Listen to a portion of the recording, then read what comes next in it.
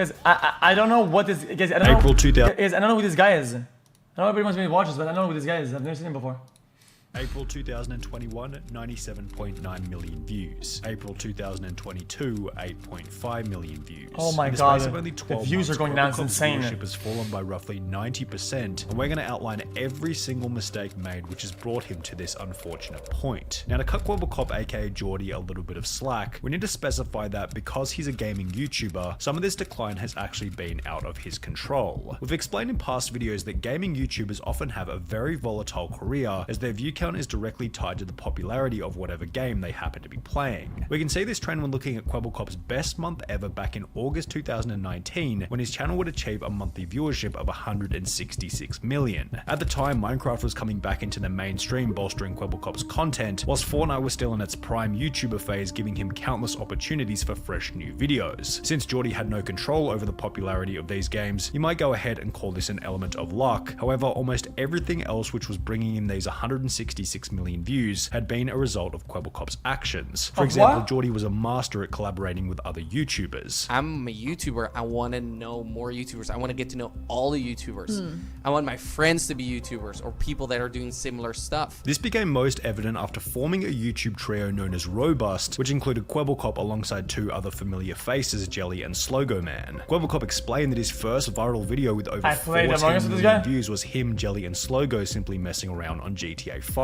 As their relationship strengthened, a video where Kwebbelkop simply met Jelly in real life for the first time gained over 12 million views. Who's the Jelly? trio were even picked up by Guys, this is not Jelly Peanut, you fucking moron. PewDiePie's YouTube network Revel Mode, alongside Markiplier and Jacksepticeye, with a subscriber count of Kwebbelkop, Jelly and Slogo being the best piece of evidence for the success they'd find as a trio. In addition to forming the Robust group, Geordie began dating fellow YouTuber Azzyland in 2016, with Azzy herself having a multi-million subscriber count at the time, meaning that they could collaborate on various different videos, providing further growth Why for is each she creator. so shiny? Yet the overwhelming driver behind Kwebbelkop's extreme viewership was without a doubt Why is she so shiny? Look. in subscriber count at the time, She's meaning like that they could reflecting, like collaborate she's on wearing various like a different mask. videos, providing further growth for each creator. Yet the overwhelming driver behind Kwebbelkop's extreme viewership was without a doubt his laser focus on the content in combination with an unwavering work ethic. After beginning his channel, Geordie made a commitment to upload one video every single day, which he would continue for a period of over 9 years. 27th of August 2012, Holy. I said to myself, I'm never gonna miss a day of uploading, no matter what, That's no fucking matter what insane. happens, and every day I'm gonna make a video that's better than the one before. Additionally, all of his Okay, energy whoa, was being whoa. focused on one channel only, ensuring that the one daily video was always of the highest quality. Every day I worked on it, every day I studied it, I watched tutorials, I read articles, I spoke to people, I practiced, and every day I made new videos. And within this daily upload, it was obvious that Kwebbelkop's goal was to ensure the most optimal experience for the audience. I was making videos that my audience loved watching, right? So I asked myself, what does my audience love the most? Each of those clips from Kwebbelkop's discussion on the Watch Time podcast also displayed just how switched on he was in terms of personal development and the correct attitude required in order to grow a successful YouTube channel. So if he had the correct attitude and mindset in order, why after 5 years of gaining an extremely consistent 100 million views per month, did this number drop to between 5 and 15 million over the course of only a year? Well, in order to answer that question, let's begin by looking at a Twitter post I made always by ask myself this. Kwebbelkop It's in a very early good question. 2020. Before things go any further, I want to address the rumors. After 3.5 years of being together, Azzy and I recently broke up. I have nothing but love and respect for this beautiful, smart, and caring woman. Please respect our privacy, thank you, which was accompanied by a video approximately 1 year later, conveniently just before his views began to decline, explaining the reason behind their breakup. Why did you guys break up? Well, as you guys might know, I'm from Amsterdam, the Netherlands, and Azzy is from Canada. And it was a long distance relationship. Once the honeymoon phase was over, we realized that we're two people from completely different places. However, Bro, the honeymoon phase is like usually like a couple months at most. The 3 years? He calls that the honeymoon phase? Wait a minute.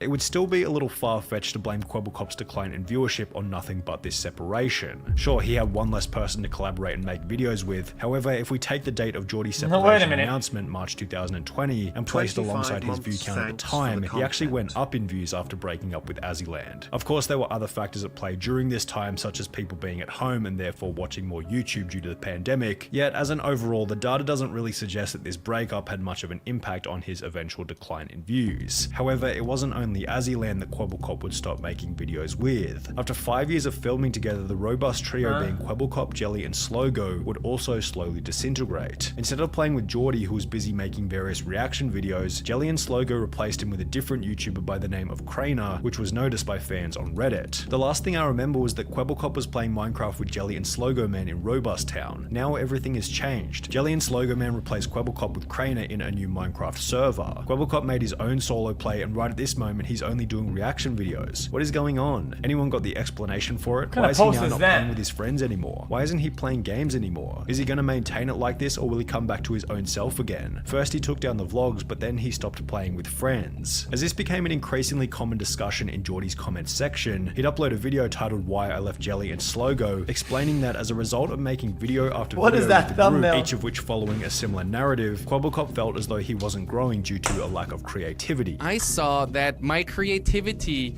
was running out. I was just doing things with the group. I was going into that direction. I realized that I stopped growing as a person and that I just stagnated in life and I was just doing the same thing. Geordie also explained that at around the same point in time, he'd become depressed, which made him feel as though he was holding the group back. I ended up getting a depression, which I've never, ever said anywhere publicly, but it was also holding them back because I couldn't give them the energy that they needed to make these videos good. And as a result, he began to participate in fewer and fewer recordings. It wasn't a clear-cut, bye guys, see you tomorrow, and instead it was me joining less and fewer recordings. From this point onwards, Kwebbelkop was no longer making videos with the group, which had helped him to become so successful. This is so weird. I think you guys all people comment saying, I saw two more people say, oh, this depression bullshit again. It's not really bullshit, dude. Like, I understand that you can have an argument that the guy maybe says that it's that because there's something to blame, right? To like, if it's in the moment, if it's like in the moment, right, and it's happening, and yeah, it's people, I guess they could have like sneaky ways of going at it or whatever, right? But I think after, if it says it after the fact, you're saying that it's bullshit. It's kind of stupid. It's really short-sighted. In the first place, he then began to collaborate with a new YouTuber going by the name of Tiger. Yet this would also end in another bit of drama. Because there's nothing to gain by lying here. There's nothing to excuse or whatever. It's later on. If it's when it's happening, right, and there's a problem. Yeah, some people. I know for a fact some people use scapegoats, right, to gain like a sympathy or whatever the fuck. But when it's after the fact, there's not much to gain. xQc. Me and Kwebbelkop got into a fight, and after this fight, I was pretty much left with nothing. Kwebbelkop found Tiger when he was still a small YouTuber, and while the details aren't public, it seemed as though Kwebbelkop offered guidance and growth to Tiger in exchange for part or full ownership of the channel. I'm like, this guy could be a really big YouTuber.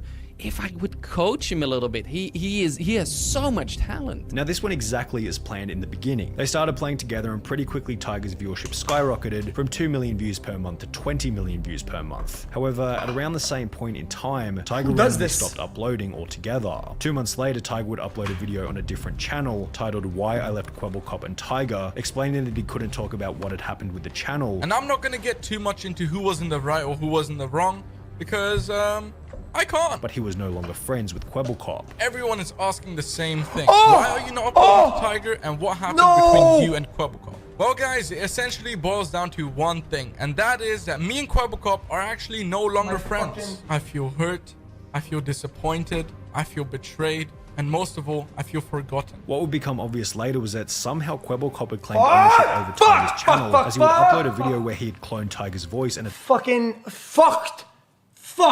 Absolutely fucked!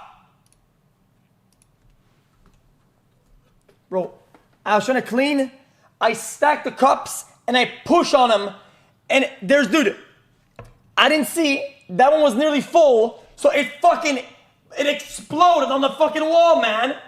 Bro, I pushed on it, and it busted, man, and it's on my fucking audio console, man. Fuck, dude. Fuck me, man. Yeah, it's fucking dirty here. What about it?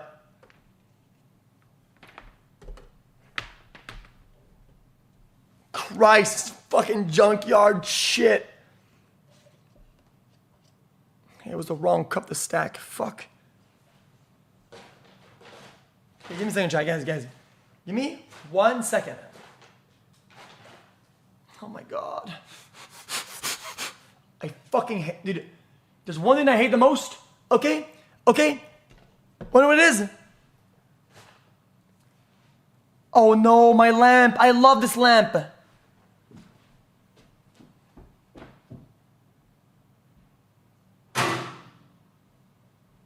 Oh, dude. It's everywhere. Dude, I don't even know what to do.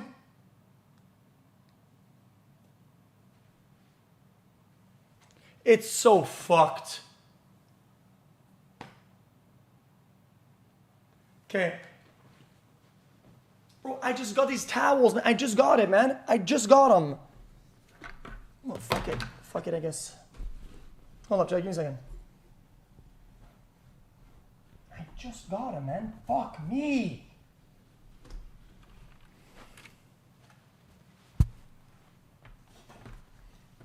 No! Don't fall. Oh my god, I almost did it again.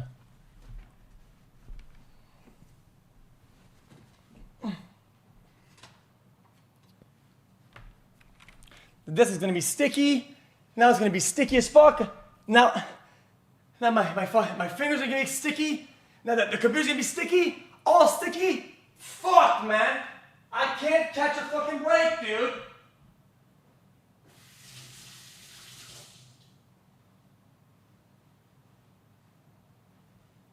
You know how sticky it gets, yo. You know how sticky it gets.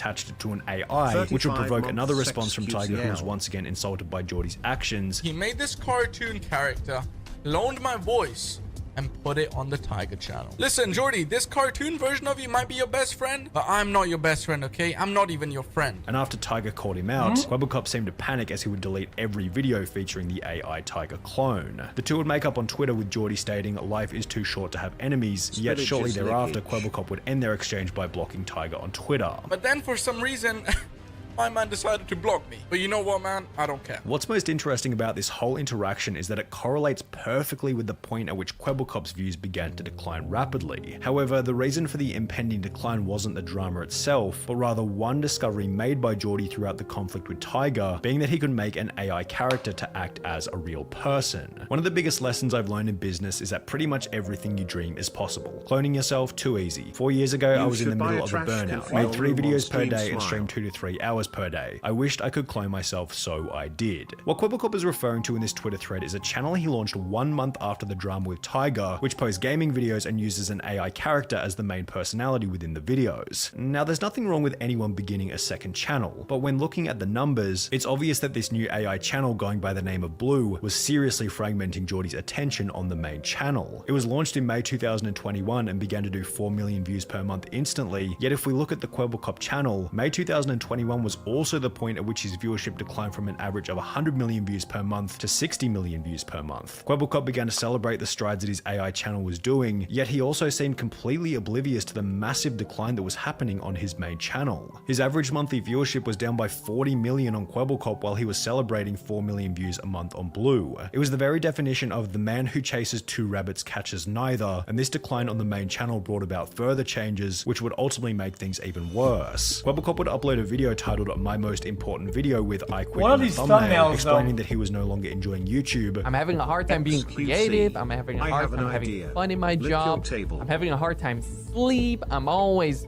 worrying about YouTube, always thinking about YouTube. I'm not enjoying it as much as I was before. Before going on to state that after 10 years he was discontinuing the daily uploads. That's why after 10 years of making daily videos, I quit. I quit making daily videos. Kwebbelkop would finish the video by stating that starting from today, he planned on making top quality content that the audience wanted to see. Starting today, from now on, you can expect my next video to be top notch, to be really flipping good, to be exactly what you want to see. Yet the first 3 videos posted in the days that followed were him bragging about his $10,000 dog, then him bragging about his custom orange G-Wagon, then him bragging about his $7.5 million penthouse apartment. Welcome to my $7.5 million penthouse tour. Let's see if this video can hit 100,000 likes. And it's just like, why would you post this, dude? Not only have you stated in the past that you apparently don't do YouTube for the money. I don't care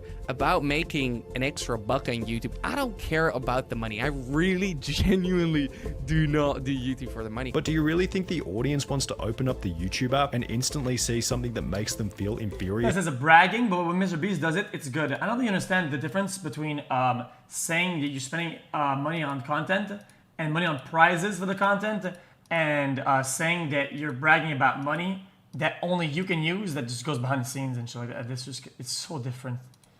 To you? Do you think new viewers on your channel want to open up the video section and see one video saying I quit followed by 3 videos talking about how rich you are? You think it's just a coincidence that David Dobrik got cancelled in the same month that he posted his brand new multi-million-dollar house to YouTube? When you invite envy into the life of others, you pay for it in ways which you will not expect. The 3 videos felt like nothing more than a validation exercise which came off as quite insecure. A 2008 study by the Journal of Consumer Research stated that when people feel powerless and out of control, they feel an increased desire to purchase items which convey high status. Further, this increased attraction to high status products stems from a specific inclination to re-establish power, which might explain Kwebbelkop's motive to upload these off-brand videos. Maybe deep down he felt as though he had lost his position of influence, which was certainly plausible because at the time of uploading the videos, his monthly viewership had declined by over 85% from its peak. Additionally, his house tour might have been evidence that Kwebbelkop had fallen into the classic trap of becoming distracted from the channel by the items he was able to purchase as a result of the channel in the first place. This theory could be supported by the fact that after uploading his house tour to YouTube and announcing that he no longer planned on uploading daily, the videos slowed dramatically. He went from 1 video per day to only 2 videos in both March and April of 2022, doing further damage to the channel's view count. Now we can't neglect the fact that his blue channel has actually— This is what I have to read every day, man. Look at this shit, man. Are you streaming for money or for society? What the fuck is that? I don't even know how it's even coherent to think, type, or ask. What the fuck is that? Gained a bit of traction over the last couple of months, gaining between 10 and 25 million views per month. However, when combining the views of both Blue and Kwebbelkop together, even on the best months he doesn't crack 40 million views, which is still less than half of what he was able to achieve while simply focusing on one channel. Do you go to work for motivation, right? Or for environmentalism? Answer, bitch. Answer. Answer my question first, I'll answer you.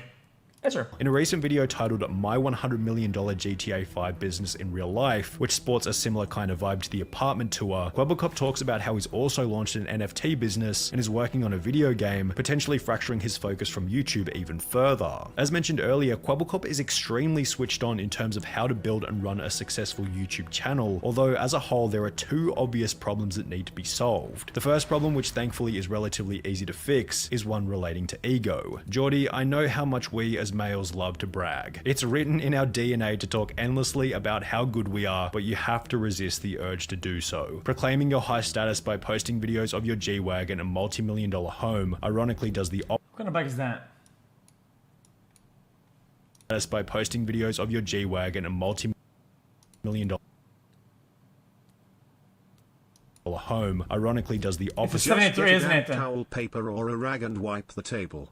It won't be sticky anymore. Of what If you you want I forgot to to get do, mine is in your poker. audience doesn't want to follow someone that needs to be unplug validated in electronics any that got way, wet. shape, or They form. might The second problem short-circuit is a if you little don't. harder to solve as it requires either more sacrifice barely or touched. time, and I could be wrong altogether with this second problem because I'm not sure what kind of numbers your other businesses are doing, but your focus is clearly fragmented, or maybe you have too many things to focus on. You claim to have between 50 and 100 employees. I'm running a business with I don't know how many employees, anywhere from 50 to 100 employees work here. Yet your views are significantly below where they were during any other year since 2016. The potential inefficiency of this was also noticed by some of the sidemen. So Kwebbelkop has basically tweeted out saying that he spends on average 14 days and 14 editors to make one video. Instantly, I'm thinking your team or your process is incredibly inefficient. And while the one step back for two steps forward mentality is a great thing to have, something feels off with the numbers. Maybe you're just bragging about employing way more people than you actually do, and if this is the case, it's just another piece of evidence for the previous point. Quit with the bragging. It's not necessary and adds no value to anything at any point in time. When you appeared on the Watch Time podcast with Muselk, one very mature thing that you said was that you appreciate when your YouTuber friends call you out on things. So while I was probably a little bit harsh in this video, hopefully it can provide some genuine tough love feedback about where you can improve going into the future.